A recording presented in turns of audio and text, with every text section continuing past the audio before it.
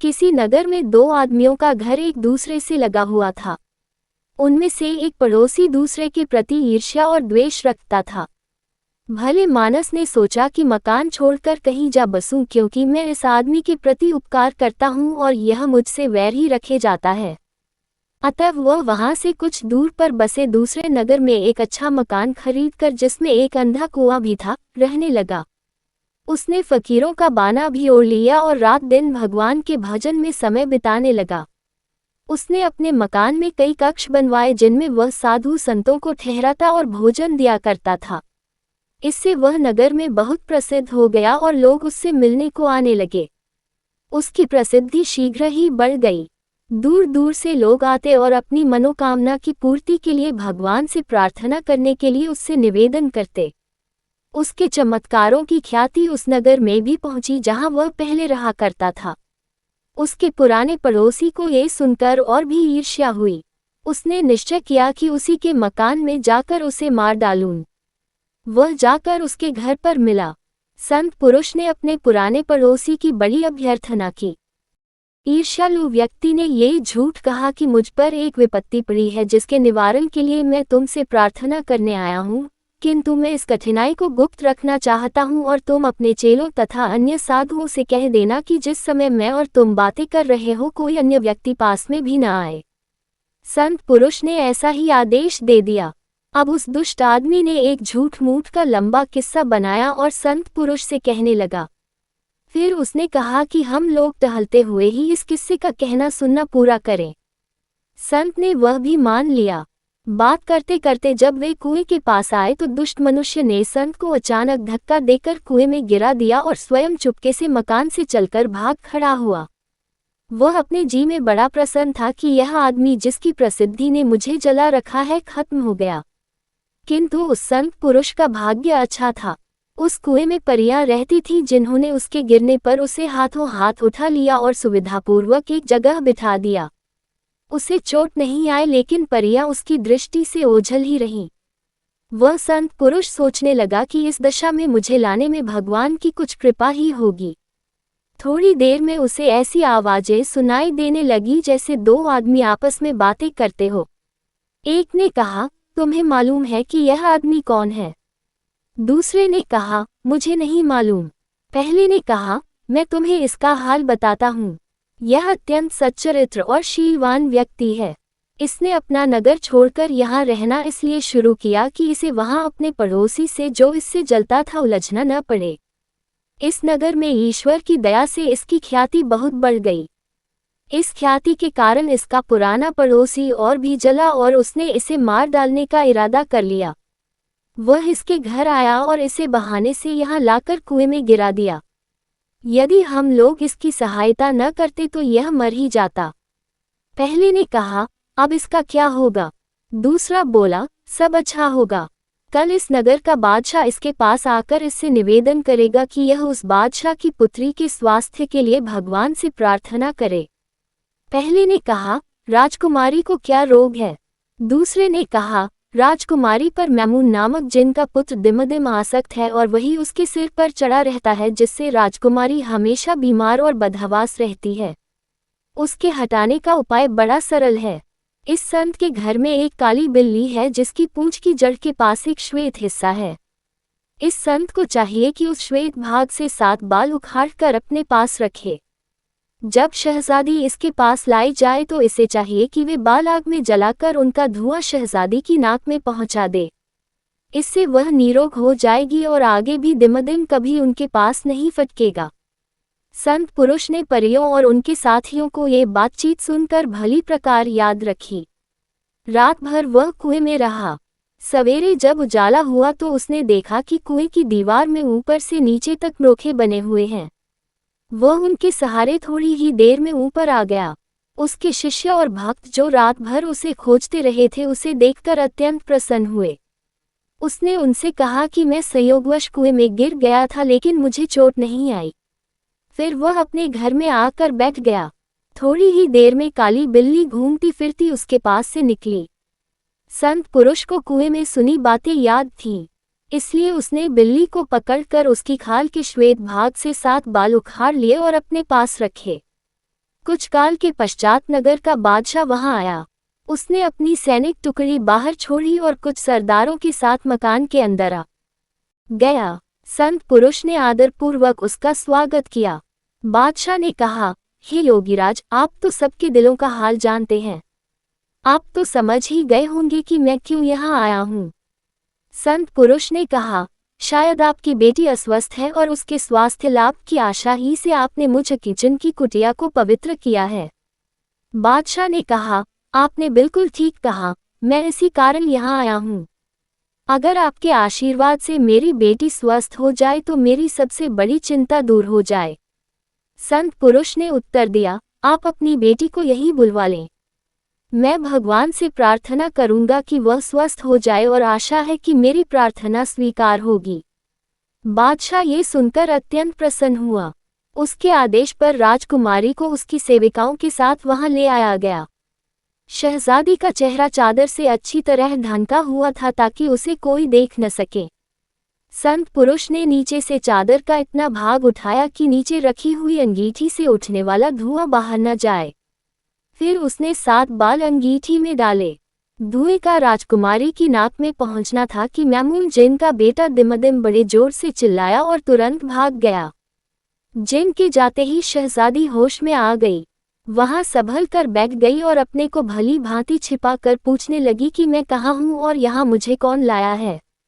बादशाह खुशी से फूला न समाया। उसने अपनी बेटी को छाती से लगा लिया और उसकी आंखें चूमने लगा।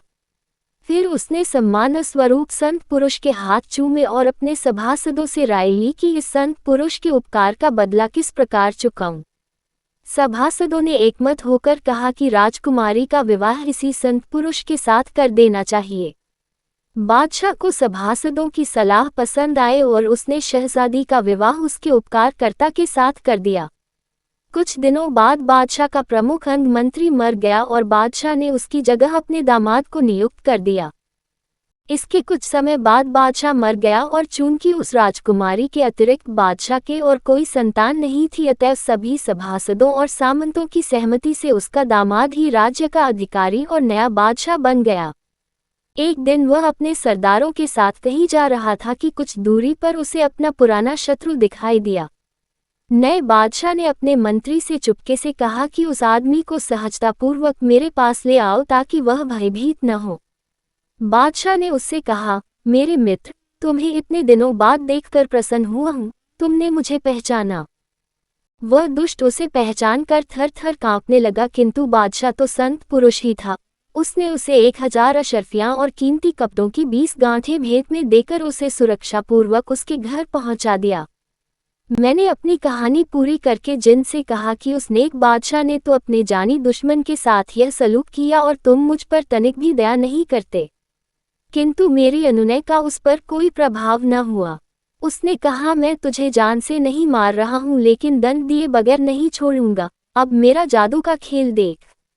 ये कहकर उसने मुझे पकड़ा और मुझे लेकर आकाश में इतना ऊंचा उड़ गया कि वहां से पृथ्वी एक बादल के टुकड़े जैसी लगती थी। फिर एक क्षण ही में मुझे एक ऊंचे पर्वत के शिखर पर ले गया। वहां उसने एक मुट्ठी मिट्टी उठाकर उस पर कोई मंत्र पढ़ा और बंदर हो जा कहकर वह मिट्टी मेरे ऊपर छिड़क दी और गायब हो गया। मैं अपने को बंदर के रूप में पाकर अत्यंत दुखित हुआ। मुझे ये भी मालूम न था कि मैं कहाँ हूँ और वहां से मेरा देश किस दिशा में और कितनी दूर है। खैर, मैं धीरे धीरे पहाड़ से उतरकर मैदान में आया और वहां भी मैंने सारा प्रदेश निर्जन देखा। अटकल से एक ओर को चलने लगा।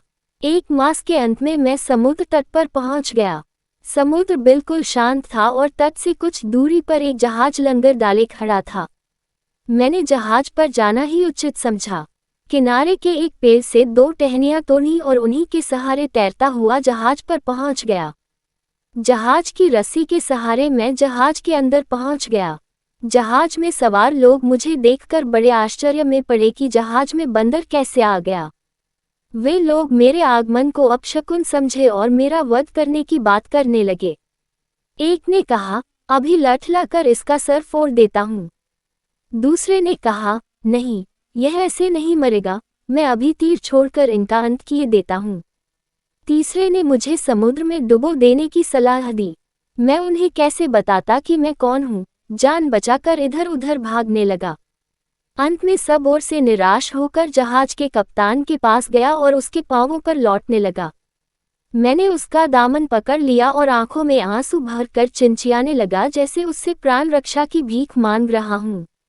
उसे मुंह पर दया आए और उसने मेरे त्रासदाताओं को डांट कर भगा दिया और कठोर चेतावनी दी कि इस बंदर को न तो कोई दुख दे और न कोई इसके साथ छेड़छाड़ करे। उसने मुझे ऐसी सुरक्षा प्रदान की कि मुझे जहाज पर कोई दुख न हुआ। मैं यद्यपि बोल नहीं पाता था तथापि समझता तो सब कुछ था और उसकी बातें समझकर ऐसे संकेत करता था कि उसका बड़ा मनोरंजन होता था।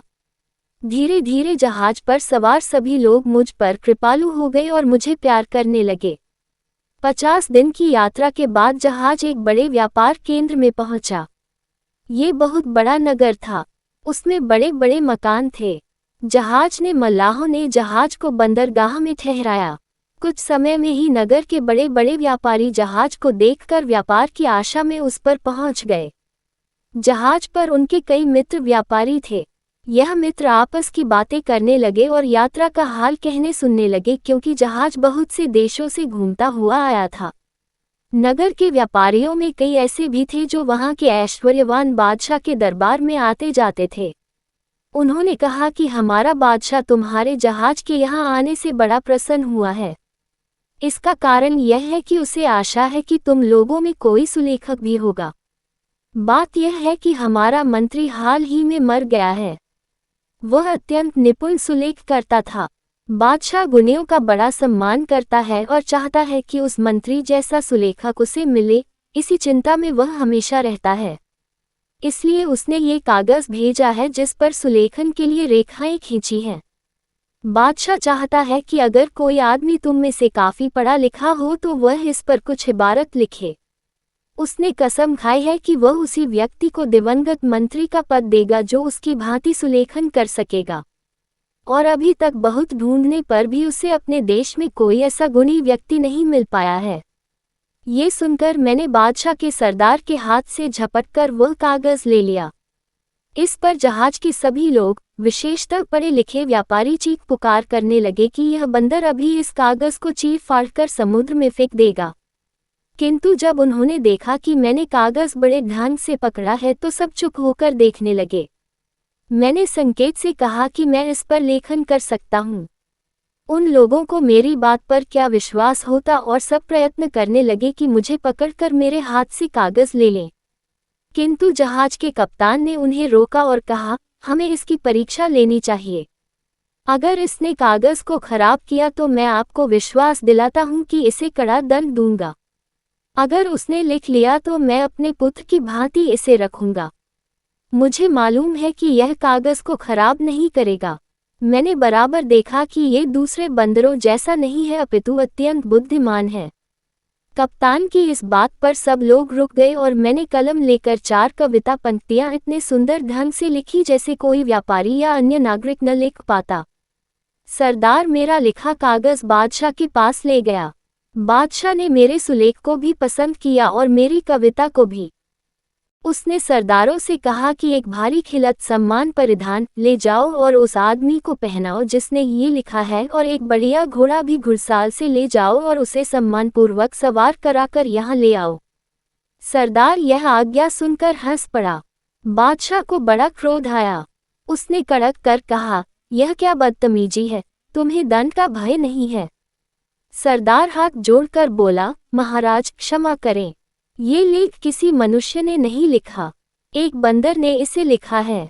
बादशाह ने कहा, क्या बक रहे हो, बंदर भी कहीं लिखता है। सरदार ने अपने साथियों की ओर देखा। उन्होंने भी हाथ जोड़कर कहा, जहां पनाह, हम सबने अपनी आंखों से देखा है कि इस कागज पर एक बंदर ही ने लिखा है। बादशाह का आश्चर्य और बड़ा और उसने आज्ञा दी, मैंने ऐसा बंदर देखा क्या, सुना भी नहीं था। तुम लोग फौरन जाओ और उस बंदर को सम्मानपूर्वक सवार कराकर ले आओ। चुनांचे सरदार और राजसेवक फिर जहाज पर गए और कप्तान को उन्होंने राजा की आज्ञा सुनाई। कप्तान मुझे भेजने को सहर्ष तैयार हो गया। उसने मुझे जरी के वस्त्र पहनाए और किनारे पर ले आया। वहां से घोड़े पर बैठकर राजमहल को चल दिया।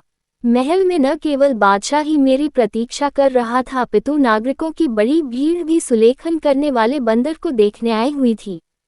रास्ते में भी बड़ी भीड़ जमा थी और लोग कोठों और छतों से झांक झांक कर भी मेरी सवारी देख रहे थे।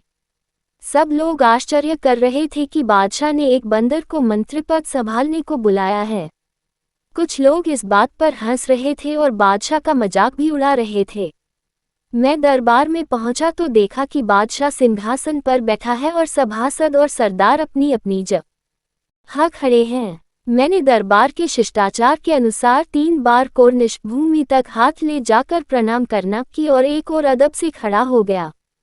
सभी उपस्थित जन मेरे इस व्यवहार को देखकर आश्चर्य में पड़ गए कि बंदर ऐसा शिष्टाचार कैसे कर रहा है। खुद बादशाह को भी मेरी चाल ढाल देखकर बड़ा आश्चर्य हो रहा था। कुछ देर में दरबार बर्खास्त हुआ। बादशाह के पास केवल मैं और उसका एक वृद्ध अधिकारी रह गए। हम दोनों बादशाह के आदेश पर उसके साथ महल के अंदर गए। बादशाह ने शाही भोजन मंगवाया और मुझे खाने का इशारा किया। मैं बड़ी तमीज के साथ खाना खाने लगा। जब भोजन समाप्त हुआ और बर्तन उठा लिए गए तो मैंने कलमदान की ओर संकेत किया। कलमदान मेरे पास लाया गया तो मैंने कुछ काव्य पंक्तियां बादशाह को धन्यवाद देते हुए रची और उन्हें सुंदर ढंग से कागज पर लिख दिया। बादशाह को ये देखकर आश्चर्य और प्रसन्नता और अधिक हुई। उसने मुझे एक पात्र मदिरा से भरकर दिलवाया। उसे पीकर मैंने एक और कविता अपने दुर्भाग्य के बाद मिलने वाले सौभाग्य के संबंध में लिख दी। अब बादशाह ने शतरंज मंगाए और इशारे से पूछा कि क्या इसे खेल सकते हो। मैंने स्वीकारात्मक रूप से अपने सिर पर हाथ रखा। पहली बाजी बादशाह ने जीती और दूसरी और तीसरी मैंने जीत ली। बादशाह को इस पर झुंझलाहट होने लगी कि वह एक बंदर से हार गया। मैंने फिर एक काव्य रचकर कागज पर लिख दिया जिसका आशय था कि 2 योद्धा दिन भर आपस में युद्ध करके शाम को मित्र बन जाते हैं और रात को युद्ध भूमि में सोते रहते हैं। इस बात से बादशाह का आश्चर्य अत्यधिक बढ़ गया। उसने सोचा कि ऐसा बंदर जो मनुष्य से बढ़कर बुद्धिमत्ता और हाजिर जवाबी प्रदर्शित करे कभी देखा सुना नहीं गया। उसने यह बात अपने सभासदों से कही तो उन्होंने उसका समर्थन किया। अब बादशाह ने चाहा कि मुझे अपनी रानी और अपनी पुत्री को भी दिखा दे। उसने खोजों के सरदार को आज्ञा दी कि आदमियों को हटाकर बेगम साहबा और शहजादी को यहाँ ले आओ।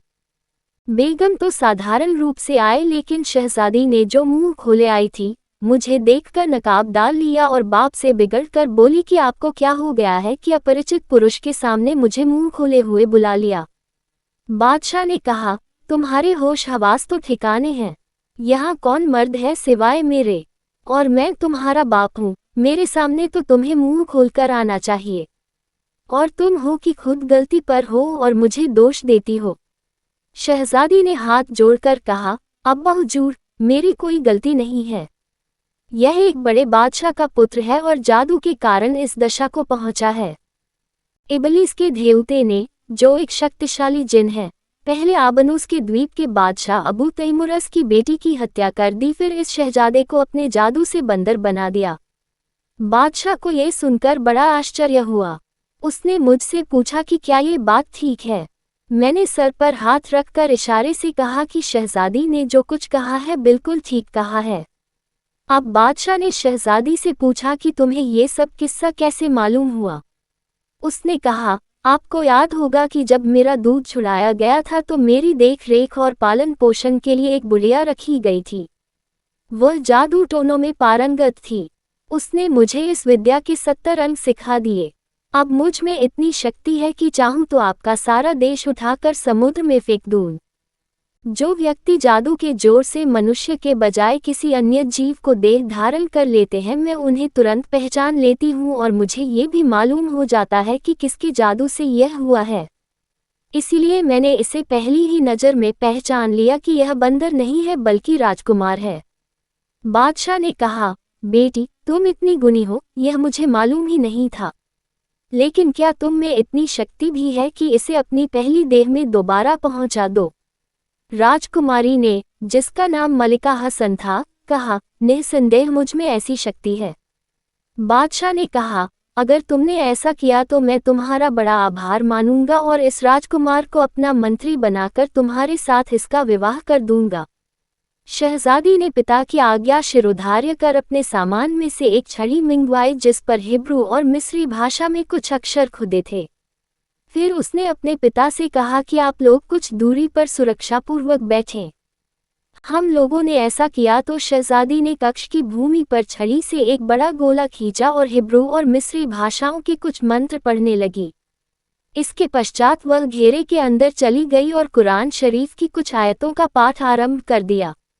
कुछ ही देर में घटाटोप अंधेरा छा गया। हमें मालूम हो रहा था जैसे प्रलय काल ही आ गया है। हम लोग क्षण प्रतिक्षण भयभीत होते जा रहे थे। इतने में हमने देखा कि स का देवता जिन एक शेर के रूप में गरजता हुआ आ गया।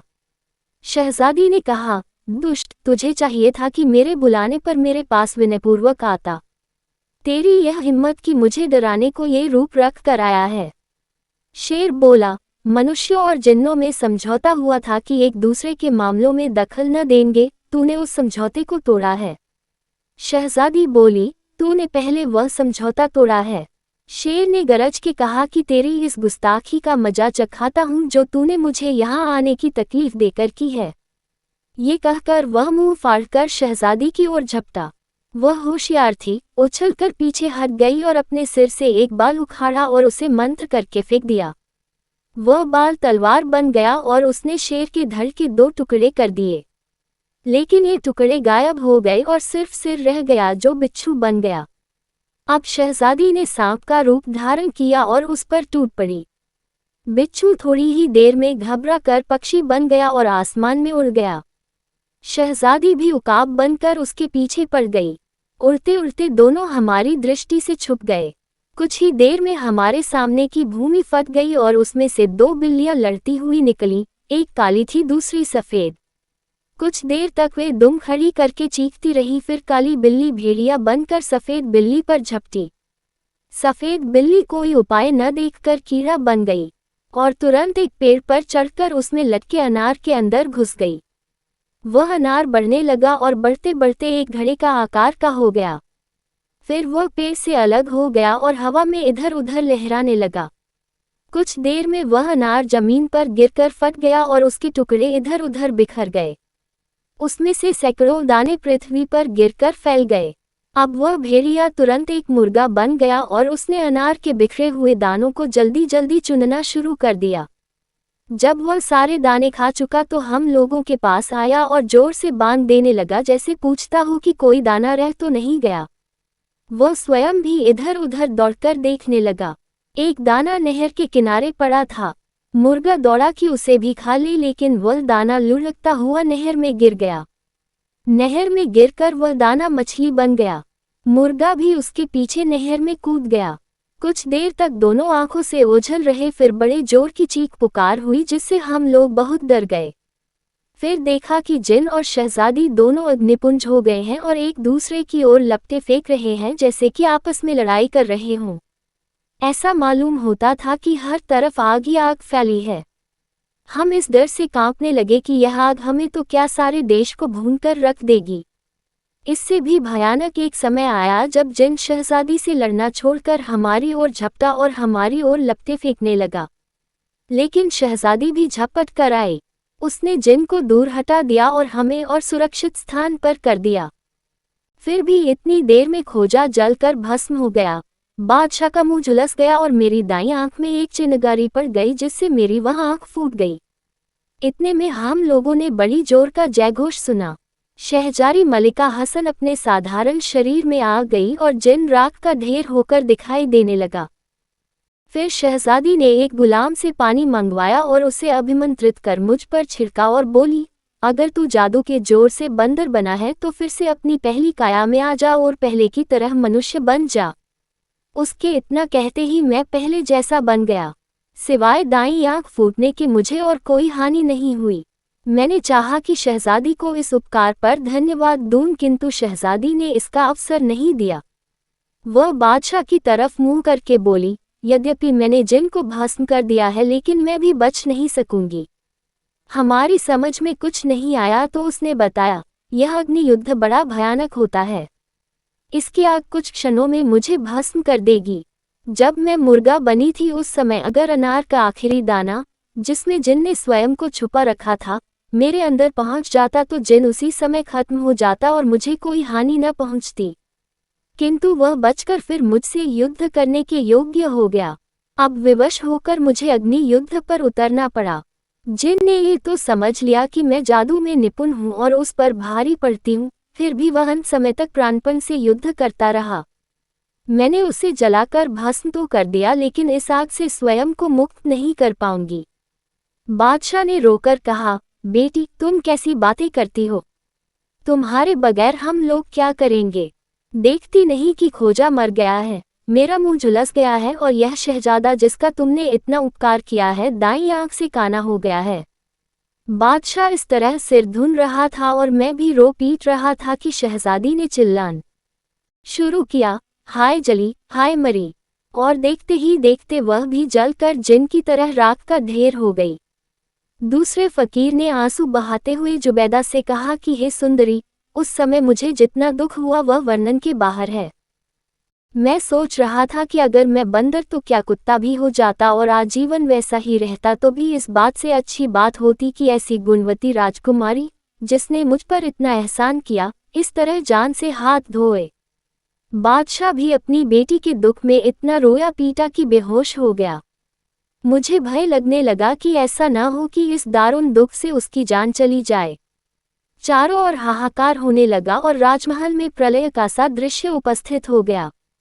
राजमहल के सारे सेवक और बादशाह के सरदार दौड़े आए और भांति भांति के यत्न करके उसे होश में लाए। मैंने सभी लोगों के आगे पूरा वृतांत रखा। फिर राजसेवक बादशाह को उठाकर उसके शयन कक्ष में ले गए। सारे नगर में ये समाचार फैल गया और हर जगह रोना पीटना मच गया और हाहाकार के सिवाय कुछ नहीं सुनाई दिया।